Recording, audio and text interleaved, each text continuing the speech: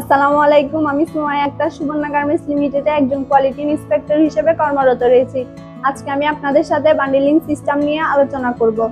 Swing বিভাগে প্রস্তুতকৃত পোশাকের গুণগত মান নিশ্চিত করা। প্রতিটি বান্ডিলের জন্য আলাদা আলাদা বান্ডিল কার্ড আছে কিনা তা চেক করে দেখতে হবে।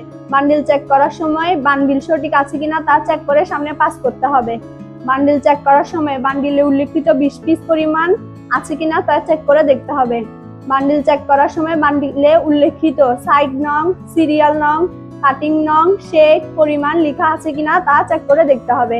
বান্ডিল চেক করার সময় কোনো স্থানে ডিফেক্ট পাওয়া গেলে সাথে সাথে ডিফেক্ট ফর্মে লিপিবদ্ধ করতে হবে এবং পুনরায় গার্মেন্টসটি চেক শেষ করতে হবে।